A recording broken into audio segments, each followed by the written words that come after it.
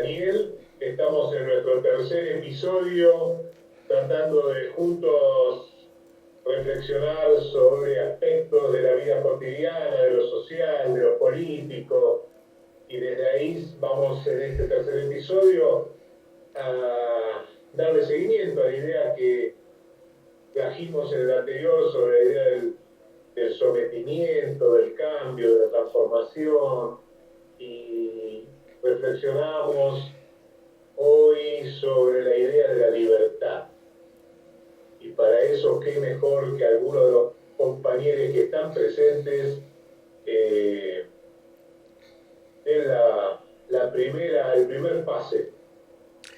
Bueno, hola Gustavo, hola Luis, hola Nicolás, hola Daniel. Ahí Luis abrió el micrófono, hable nomás Luis. Gracias, Marce. Estaba pensando esto que mencionaba Gustavo, y buenas noches a todos. ¿Qué es la libertad, no? ¿Hasta qué punto como individuos podemos realizarnos, ejercer nuestra libertad? ¿Tiene un límite esta libertad y cuál es el límite, no? O sea, tengo preguntas para iniciar esta noche. La libertad puede ser, mi libertad puede estar en detrimento de cualquier otro, es decir, yo soy libre para hacer cualquier cosa, lo que se me ocurra en este mismo momento. Hace poco escuché a Cristina decir que es importante entender que la libertad no es joder a los demás, ¿no? Que tratar de ser lo más libre posible sin joder a los otros, ¿no? Pero hay algo que también quisiera nombrar o traer, una reflexión de un tal Manuel Belgrano. No sé si lo conocieron o lo conocen. Manuel Belgrano. Que casualmente de Manuel Belgrano, cuando estudié en la escuela primaria, en la escuela secundaria, esta frase nunca la escuché qué cosa, ¿no? Pero Manuel Belgrano dijo que el camino seguro de la libertad es la lucha por la libertad social. Y otro patriota nuestro, Mariano Moreno, dijo: quiero más una libertad peligrosa que una servidumbre tranquila. Es maravilloso, Gustavo, porque nos está hablando de la libertad como el desafío de una construcción colectiva. Es decir, ¿hasta qué punto yo voy a poder ser libre como individuo en una sociedad que no es libre? Muchas veces reflexionamos hasta qué punto yo voy a poder ejercer mi libertad en una patria que no es libre. Me parece espectacular el desafío de superar la voluntad de libertad individual y cambiarla por una construcción colectiva.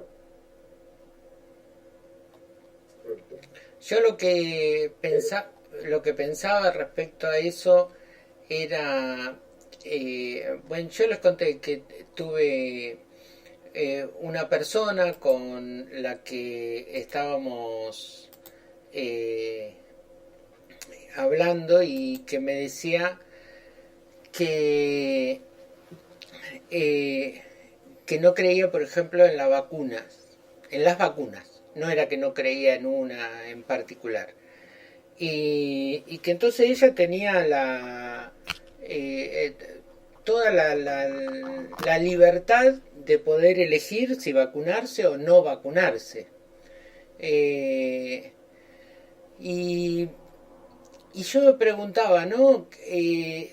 ¿Tiene la libertad de vacunarse o no vacunarse esa persona cuando en realidad, si no se vacuna, no solo se puede estar haciendo daño ella, sino a toda la sociedad en este momento de pandemia?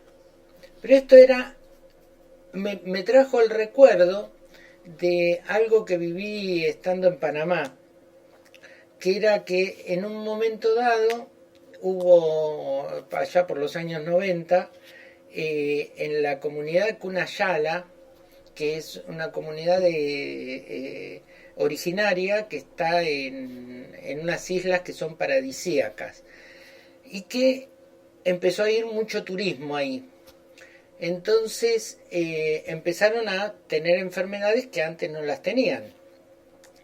Y el gobierno quería ir y vacunarlos. Y ellos se negaban. ¿Sí? No querían vacunarse ni ellos ni a sus hijos. Pero caían enfermos y muchos se morían. Y era esa disyuntiva del gobierno: los obligo y los vacuno lo mismo, les doy la libertad de elección, le están haciendo el daño al resto, están esas enfermedades mutando y viniendo para lo que era lo que es la parte continental de Panamá. ¿No? Qué disyuntiva esa, ¿no? Sabés, Marcelo, que hay una antigua definición que charlábamos en algún momento con Gustavo, que dice no dañar a nadie, no dañar al otro y dar a cada uno lo suyo. Y los pensadores romanos sostuvieron esta definición para el derecho, para el respeto individual, ¿no? Dar a cada uno lo suyo y no dañar a nadie, que era lo correcto. Sin embargo, en algún momento alguien planteó, bueno, pero si Marcelo es dueño de un cuchillo y Marcelo pierde temporalmente la razón y puede dañarse a sí mismo o dañar a otro, ¿así todo le tengo que dar el cuchillo? Es decir, esta discusión acerca de cuál es el límite de la libertad individual en el marco de una sociedad o en el marco de lo colectivo tiene muchísimos años, y ahí seguramente tendremos distintas posturas, distintas miradas, pero lo primero que me viene a la mente es decir que no hay ningún derecho que sea absoluto. Ningún derecho es absoluto.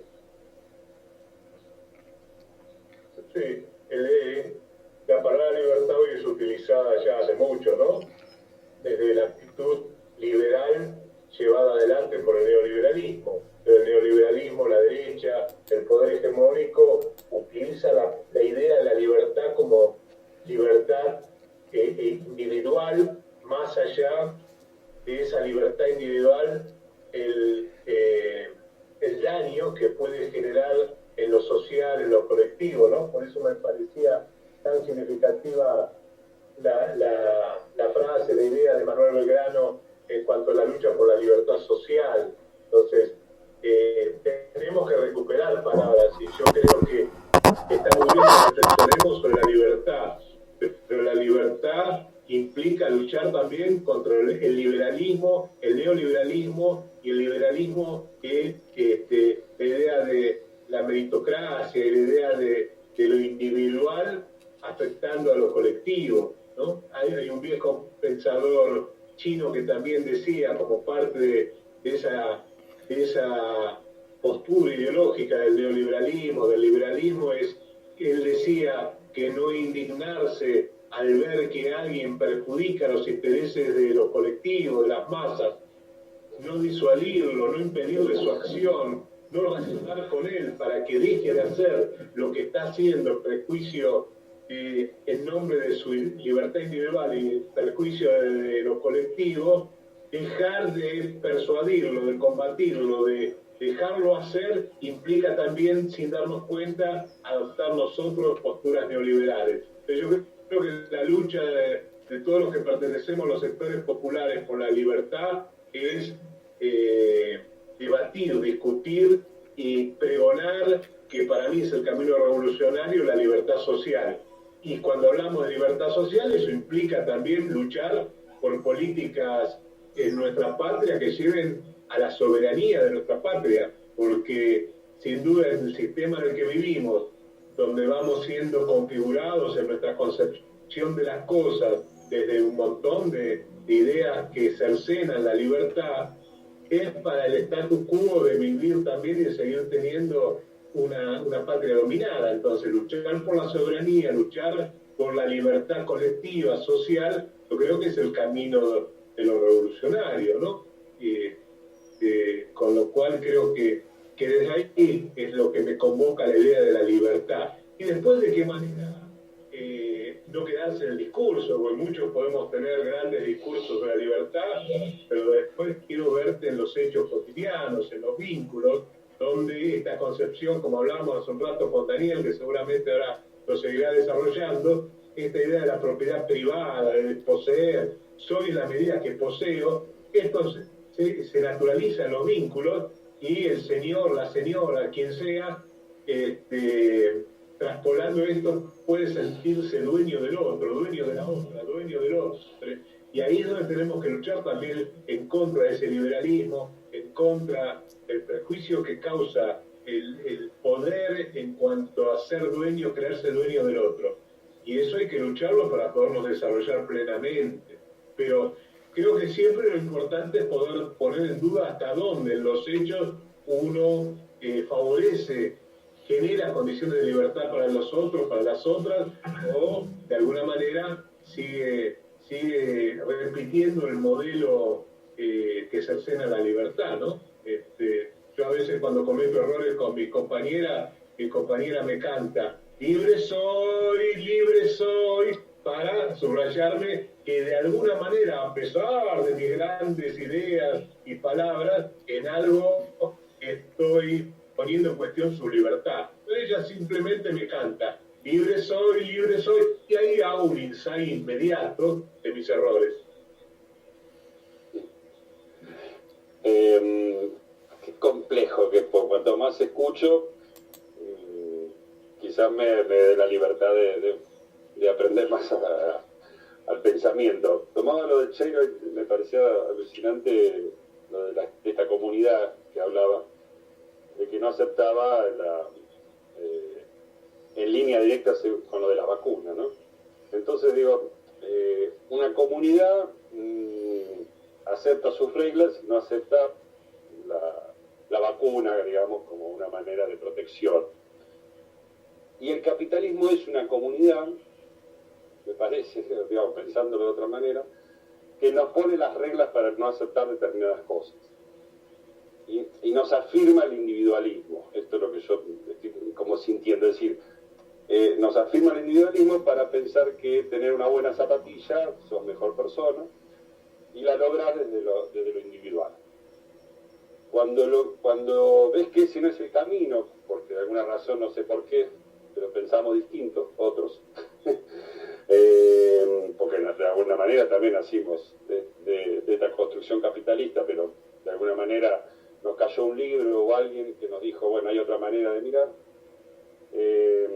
Comenzamos a construir desde otro lugar el compartir con el otro, y algo me parece, no sé, lo habían notado acá, empezar a aceptar la diferencia, que es lo bueno que te produce la cooperación o el unirte con otro, ¿no?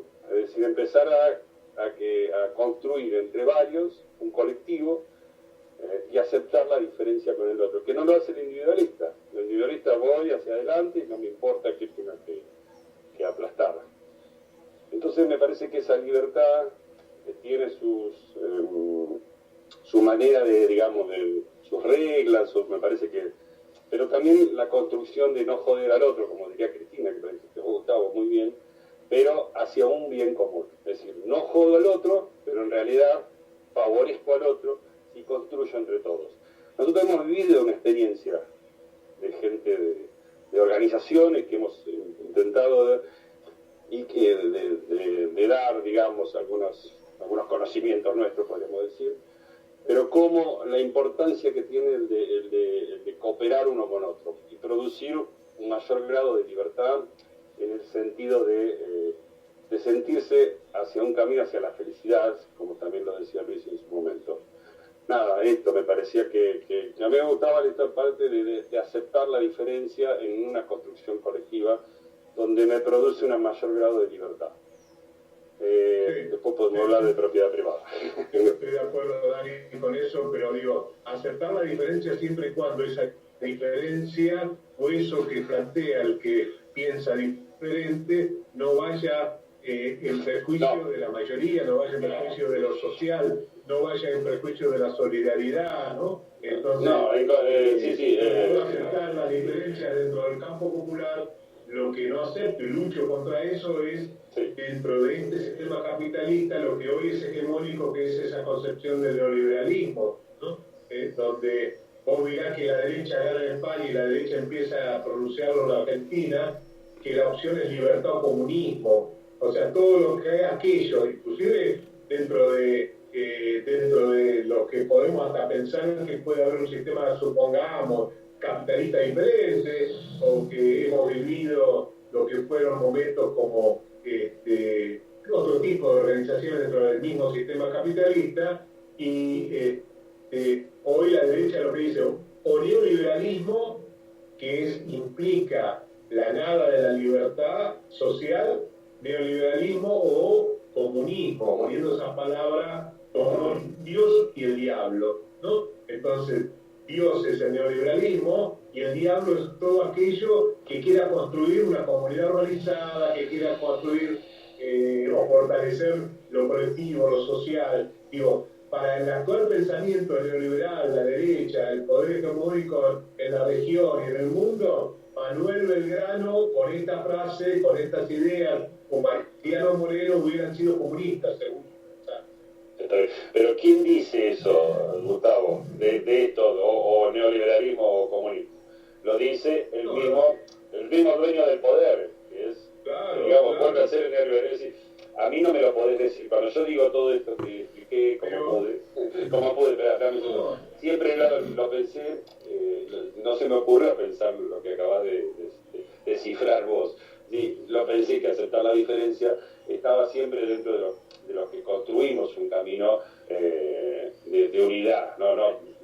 Por supuesto que lo dijo Eve, el enemigo es el enemigo y no voy a aceptar, y es diferente, pero no, yo estoy hablando de lo que queremos construir entre todos, aunque aceptemos la diferencia, digamos. A mí no me preocupa que solamente fuera el pensamiento o el discurso de las 1000 familias argentinas que tienen el poder. Lo que me preocupa es que esa idea nos atraviesa a todos en algún punto y que entonces hay que luchar contra eso. El tema es cómo eso se multiplica en la construcción de la sustentabilidad y de la concepción de las cosas en muchos otros. Entonces pasa a ser principios ideológicos. Entonces, claro que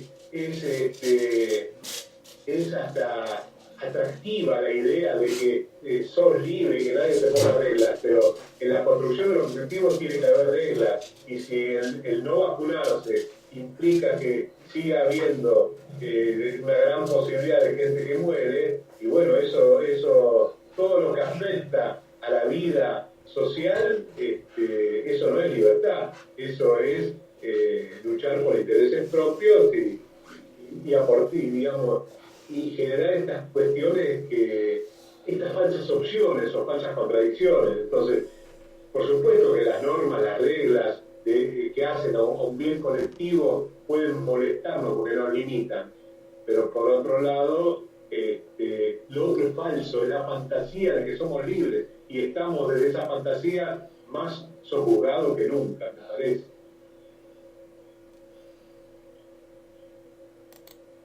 Nico, ¿qué opinas? En la vida yo me doy cuenta que no soy libre, esto está claro. Y pensar que somos libres, no sé, me parece que no.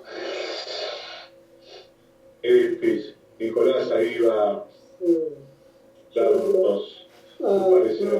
Sí, estaba pensando y organizando en el pensar. Yo, capaz que una de las preguntas que siempre me hago es: ¿existe una libertad si la libertad no es común? Lo mismo pienso en la felicidad. O sea, soy feliz si los demás no son felices. Entonces, como que siempre lo pensé como que la felicidad o la libertad, por llamarla de alguna manera, que me parece que están intrínsecamente relacionadas. La única manera, o al menos siempre me fui construyendo, en que la única manera de que sea colectiva, sea comunitaria y sea social. Desde ahí es como me voy organizando cotidianamente en el pensar cuando me encuentro capaz que con lo normado o o con lo reglamentado o con el derecho en sí, me empiezo a encontrar con que todas esas escrituras justamente lo que hacen es encapar ese estado de libertad o de felicidad, lo van sometiendo a que la libertad o la felicidad tiene que estar cautiva o coartada por determinadas normas y reglas, en la cual en cuanto yo me encuentro con ella, me sale un signo de pregunta y digo, ¿esto es para el bien común o esto es para el bien de algunos o algunas que quieren dominar o dominarnos? Medio como se me va eso. Un dato a pensar, esto de la vacuna que me pone como ejemplo, también me abre otro espacio de pensar. Cuando Pfizer pone al servicio de todo el servicio, vamos a decir, pone a su disposición la disposición de todo un sistema de información del sistema de salud y te da la vacuna, ¿cuánto me está dando la libertad de poder decir vacunarme? ¿No? Siempre, en cada paso, me parece que siempre tiene que estar la posibilidad de cuestionamiento. Yo me voy a vacunar, yo me quiero vacunar, estoy anotado y me sale y me voy a vacunar. Pero puedo comprender siempre cuando me encuentro con alguien que me dice, a mí también me pasó, voy a encontrarme con alguien que me dice, y yo voy a esperar para vacunarme. Y yo le trato de buscar o repreguntar para ver desde qué construcción me lo está diciendo. Si me lo está diciendo por repetir que alguien que está diciendo de que no son confiables la vacuna, tiene un dato científico o tiene otra mirada, ¿no? No me la puedo dar, no, simplemente y no sé si son confiables. Y a mi pregunta es, ¿y qué vacuna es confiable? Porque yo no sé en cuánto confío en cada vacuna, en cuánto confío en un sistema de salud, ¿no? Yo siempre tengo como una ventana abierta a desconfiar, o sea, como que ¿por qué? Porque hasta el día de hoy no vi nunca un colectivo libre y feliz, el cual esté normado o reglado por distintas imposiciones que se dan. Entonces, no confío en esa forma. ¿Por qué? Porque nunca la veo reflejada. Yo al menos no soy libre. Trato de jugar a la libertad en lo que puedo, pero sé que no soy libre. Trato justamente de saltar todo el tiempo la norma esa para sentirme un poquito libre y por lo menos pisar afuera de ese plato que creo que dan la libertad. No sé, se me vienen esas cosas. Sí. Y es interesante de lo que vos decís, la desconfianza, ¿no? Por eso entender también que cuando hay ciertas resistencias o ciertas ideas que claramente van en contra de los mismos intereses de la persona que lo representa dentro del campo popular, entender y poder dialogar, poder hablar, no dejarlo pasar, no ser neutral y tratar de favorecer a tomar una conciencia diferente, ¿no? De la realidad y de las cosas, ¿no? Sí entender que ser libre no es pisar el césped porque había un cartelito que dice no pisar el césped, entonces si lo piso, ¡ay, la puta, qué libre que soy! No, digo, nada.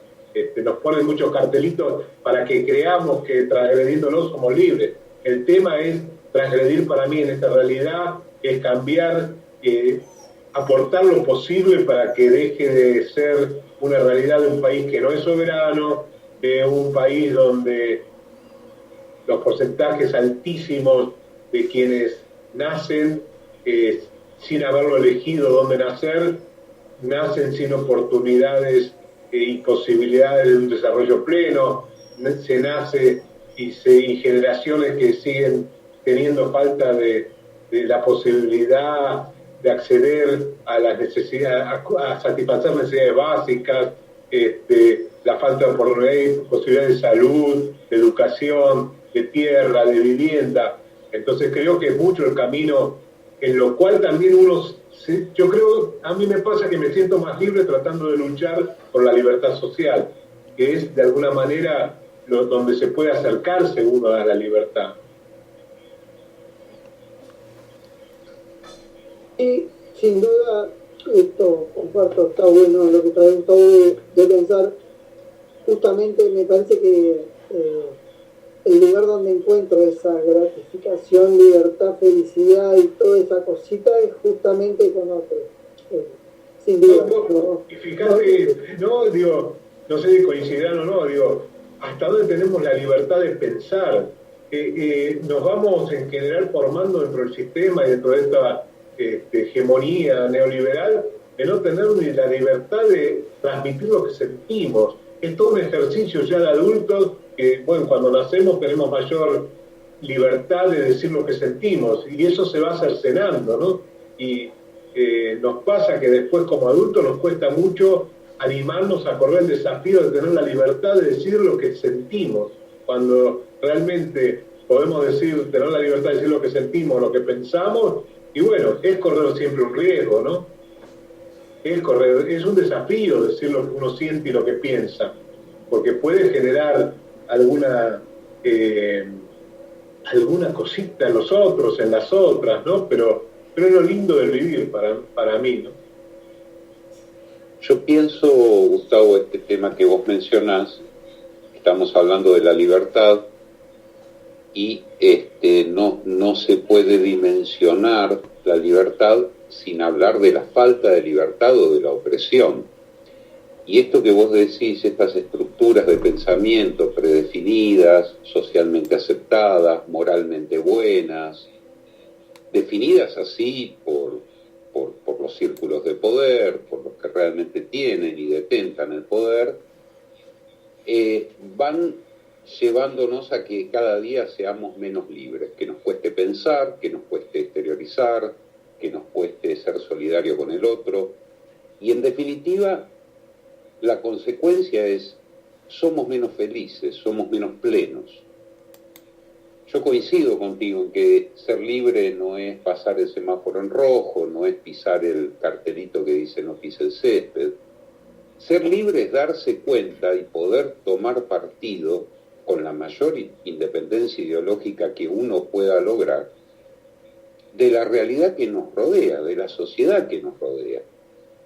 Por eso, la libertad individual, y esto que traía Nico, Daniel y vos también, no se concibe en medio de un sistema que es opresor, que es antilibertad.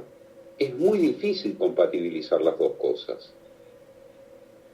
Ahora, en ese camino, por supuesto, hay que ir tratando de generar distintos progresos. El primero tal vez pasa por tomar la conciencia de esto y el segundo pasa por movilizar la voluntad, por generar la lucha, la resistencia y la coherencia interna.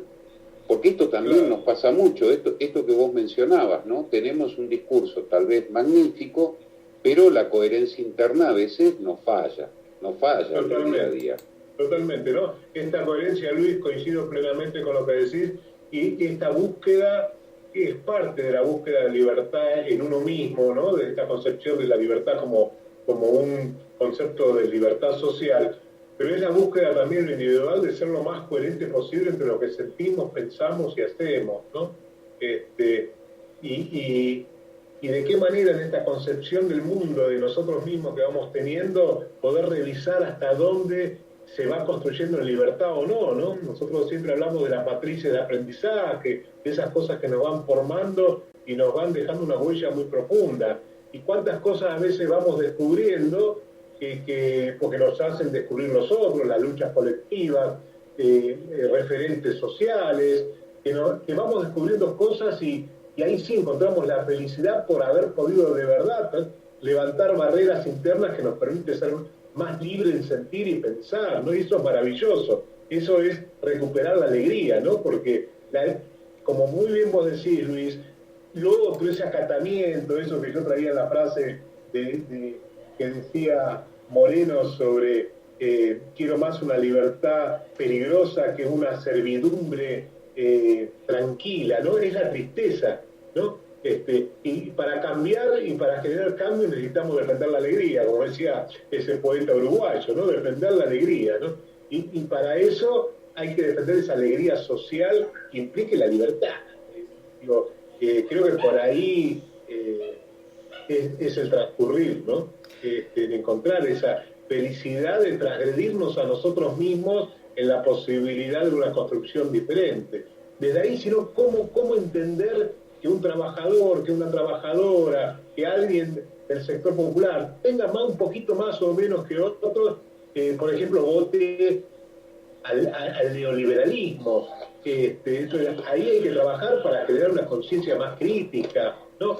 Un gran referente regional, un gran educador que fue Paulo Freire, decía, él sostenía que el camino del cambio, de las revoluciones, de una patria soberana, de una vida más justa, con oportunidades y posibilidades para todos, era identificar internamente la presencia del sometedor dentro del sometido. Él decía que mientras los sometidos no diferenciemos en qué manera nuestra concepción está metida en nuestra cabeza el pensamiento del sometedor, y a veces hablamos o hacemos como si fuéramos ese sometedor y votamos a los que nos someten, hasta que no se diferencie el sometido no puede sacar de su concepción al sometedor, no va a haber un cambio social. Y eso es un trabajo educativo, de conciencia, de solidaridad. Gustavo, perdón. Tenemos que tratar de no ser neutrales y estar permanentemente alerta hacia nosotros mismos y a nosotros para poder tomar conciencia crítica. Perdón, me quedó un poco lejos el pensamiento. Vamos a escuchar un temita, un separador, y volvemos con alguno de todos esos conceptos que acabas de tirar. De sometido y sometedor, amo y esclavo. Dale. Dale.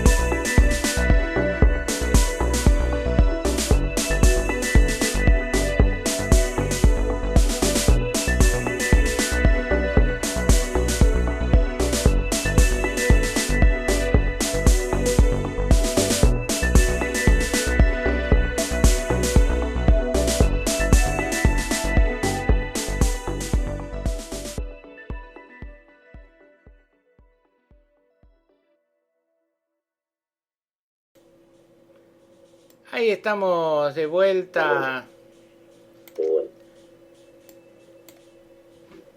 con todos estos temas que acaba de tirar Gustavo, porque Gustavo es una ametralladora de tirar temas, y entonces es como que nos quedamos con un montón de temas. Hablaste de justicia social, hablaste de sometimiento, hablaste de la dialéctica amo-esclavo, hablaste de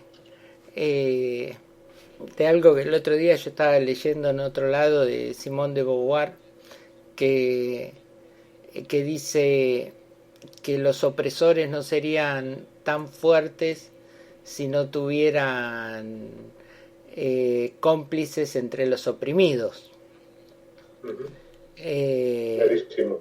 Y la verdad que todos esos temas que acabas de tirar, nada, da para hacer 10 programas más. No nos alcanza con estos 45 minutos que tenemos.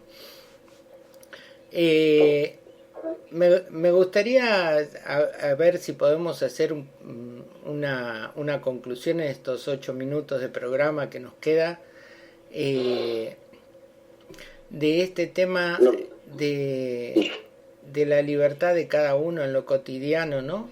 Bajarlo a lo cotidiano, a ese darnos cuenta, por ejemplo, que en este momento de pandemia, que yo salga a la calle sin barbijo, no es hacer uso de mi libertad, sino abusar de la propiedad que tiene sobre la decisión y el cuerpo la persona con las que me cruzo, ¿no?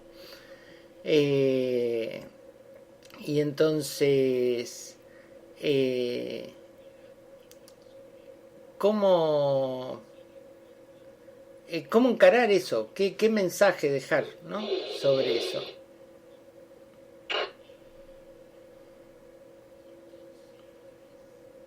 Silencio de radio. ¿Qué mensaje? Bache. Yo creo que estar nosotros los seres humanos, cuando en principio tenemos una idea de que es posible un cambio social planificado, que es posible la construcción de algo mejor a lo que vivimos, es por un lado ser cuidadosos con nosotros mismos y con los que nos rodean, para ser favorecedores de esa conciencia crítica y de esa libertad. Siempre hablando de la libertad como construcción vincular, social, la libertad que nos dé un beneficio para todos.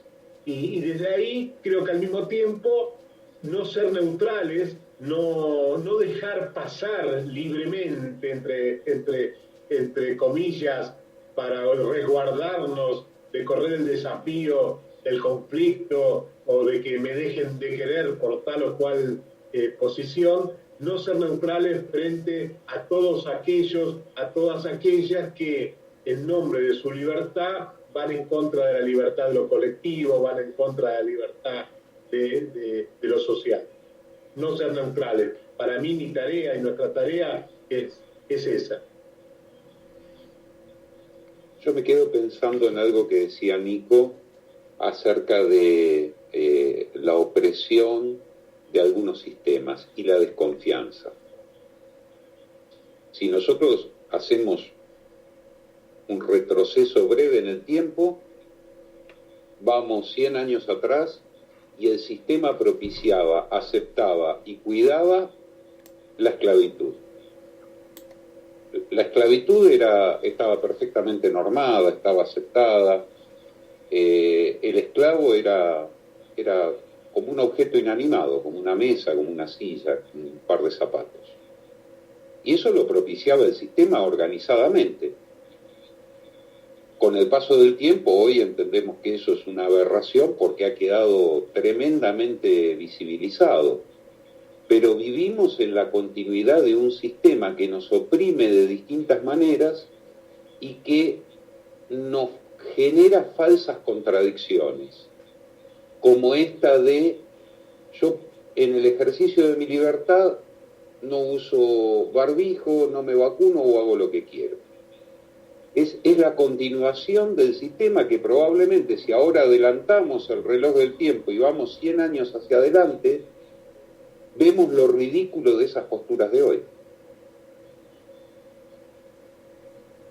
Entonces, yo estoy totalmente de acuerdo, pero digo, la continuidad, eso que vos planteás tan claramente, Luis, nadie ni va a hablar en favor de la esclavitud, pero hoy esa esclavitud está disfrazada y está representada por el neoliberalismo, por lo cual mi última reflexión es: trabajemos para que no haya ni un voto dentro de los sectores populares hacia el neoliberalismo. Bueno, coincido esto que trae Gustavo. Me parece que lo único que hicieron es darnos un espejito de color y creer que la esclavitud no está más. Quizás la metamorfosis que hizo y hoy nos seducen con un juego más atractivo o nos hacen ser parte de esa esclavitud, creyendo como oprimidos estar siendo libres, engañadamente libres, como esto de voto a quien quiero, tengo libertad, yo mi libertad la tengo al máximo y defiendo justamente a quien me esclaviza, a quien me somete y a quien me va a quitar cualquier tipo de posibilidad para seguir avanzando. Me parece que es esencial compartir estos temas, hablar y poder pensar en común, en colectivo, cotidianamente, ¿no? Replantearnos para que no existan más gobiernos neoliberales que sin duda son los que nos someten y nos terminan haciendo más compleja la corta vida que tenemos. Daniel,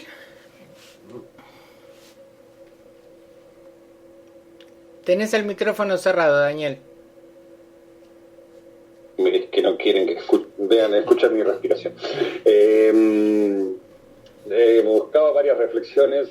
Sí, creo que la más maravillosa que me parece es la de repensar lo que nos pasa, ¿no?